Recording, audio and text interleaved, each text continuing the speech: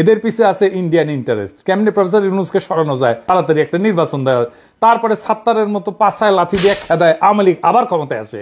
তাইলে তো আর্মির গুম খুন করা জেনারেলরা আর তাদের কমান্ডার হাসিনার বোনজামাই ওয়াকার, যে কিনা ইন্ডিয়ান আর্মি চিফ এসে আরেকক্ষণ কথা সরকার গঠন করেছিল, যে আসলে চায় নাই প্রফেসর ইউনূস সরকার প্রধান হোক, সেই ওয়াকুরুজ্জামান বাইসা যায়। সেনাপ্রধান লাস্ট আমাদেরকে বলেছিল যে আমি বুকে পাথর চাপা দিয়ে এই সিদ্ধান্তটা মেনে নিচ্ছি। রাষ্ট্র হিসেবে বাংলাদেশ যেন দাঁড়াইতে না পারে, এটাই ভারতের আজন্ম চাওয়া। আমার ফেসবুক পোস্ট আওয়ামী লীগের পুচ্ছে আগুন দেয়, কথা সত্য। হিন্দুত্ববাদী রাম সেনাদের পুচ্ছে আগুন দেয়, কথা সত্য। ইদানিং প্রগতিশীল বিএনপির পুচ্ছে আগুন দিচ্ছে, এটাও সত্য। আগামীতে যারা ক্ষমতায় যাওয়ার খায়েশ করে তাদের পুচ্ছে আগুন দেয়, এটা সত্য। হাসিনা ইন্টারনেট বন্ধ করে দিছিল। আমরা ইন্টারনেট বন্ধ করিনি, ইন্টারনেট বন্ধ হয়ে গেছে। সেই জন্যেই আগামীতে যারা ক্ষমতায় যেতে চায় তারা সোশ্যাল মিডিয়ার উপরে বিলা।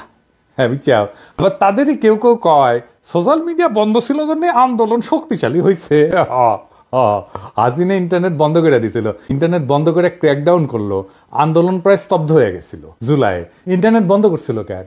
ইন্টারনেট বন্ধ করে ইকোনমি বন্ধ হয়ে গেছিল, তার জন্য বাধ্য হয়ে ইন্টারনেট খুলিছে। আবার বাদ ভাগা সুনামির মতো আন্দোলন বিপ্লবে রূপান্তরিত হয়ে ভাষায় নিয়ে গেছে হাসিনাকে। এই সোশ্যাল মিডিয়ায় হয়ে উঠছে লড়াইয়ের প্ল্যাটফর্ম, যোগাযোগের উৎস, লড়াইয়ের বৈধতা তৈরির জায়গা। সেই জন্যই যারা ক্ষমতায় যাইতে চায়, যারা ক্ষমতায় ছিল, তাদের সবার জন্যই সোশ্যাল মিডিয়া চক্ষুশূল হয়ে গেছে।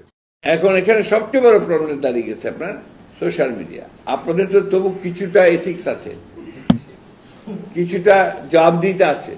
সোশ্যাল মিডিয়াতে কোনো জবাবদিহিতা নাই, জঘন্য ভাষায় কথাবার্তা বলা হচ্ছে।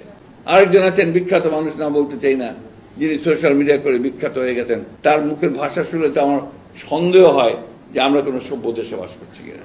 তারা সোশ্যাল মিডিয়ার এই শক্তিকে স্বীকার করতে চায় না, কিন্তু গালায় না, সময় আবার গালায়।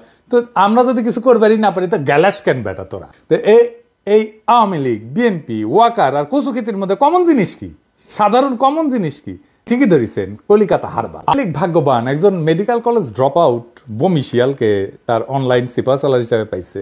ফেসবুক ডিজেবল হওয়া নিয়ে কচুক্ষেতির পোস্টে একজন কমেন্ট করেছে, ঈদের দিনে এমন হিংসার ছোটলামগি করে মানুষ। সে কমেন্টের উত্তরে সে আমাকে কাফের বলছে, কাফের কাফের। সে বলছে একজন কাফেরের কথা শোনা কি ঠিক? বাংলাদেশের আলেমরা ওনাদের ওয়াজে আমার কথা বলেন, দোয়া করেন, কত দোয়া করেন, আর কচুক্ষেতি হুজুর ফতোয়া দিতেছে আমারে কাফের বইলা। কারা বাংলাদেশের হিন্দুদের সেকেন্ড ক্লাস সিটিজেন ভাবতে বাধ্য করে?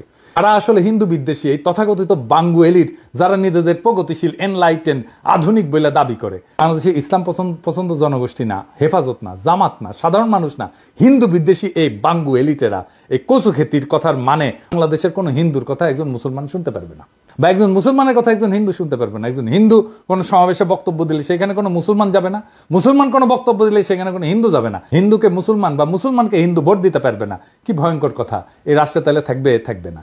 যখন একজন হিন্দু নাগরিক হিসেবে আপনি একজন মুসলমান নাগরিকের সাথে কোনোভাবেই এনগেজ হইতে পারবেন না, সেই সময় হিন্দু আর মুসলমান একসাথে রাষ্ট্র গড়ে একসাথে থাকতে পারে না।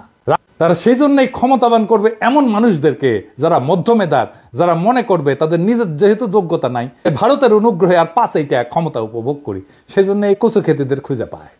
এই জন্য ডাবল ড্রপ আউট পছন্দ। এই সিলসিলা অনেক পুরানা। মুজিবকে কেমনে খুঁজে বের করছিল সোহরাওয়ার্দীর বডিগার্ড? কলকাতায় পড়িছে না? তারা জানতো যে সে ফেলটুস ছাত্র, দামরা বিশ্ববিদ্যালয়ের গন্ডি পার হইতে পারে নাই। হাসিনা ও ঘষটায় ডিগ্রি পাস করেছে 6 বছরে। বুকের স্ট্যান্ড লাগানো বনজামাই কোটায় করা ওয়াকার সেনাপ্রধান, উইও একই রকম, যোগ্যতা ছিল না সেনাপ্রধান হওয়ার। তাই খুঁজে বের করেছে ডাবল ড্রপ আউট অনুসন্ধানী কচুক্ষেতিরে। আল জাজিরা মনে বেশি টাকা পয়সা দেয় না তাদের কর্মচারীদের উপর ইনকামের জন্য। বাংলাদেশের আয়নাঘর বিশেষজ্ঞ মিলিটারি এজেন্সির আর ইন্ডিয়ার ভাড়া খাটতে হয় এদের, দুঃখজনক। ইনকিলাব জিন্দাবাদ।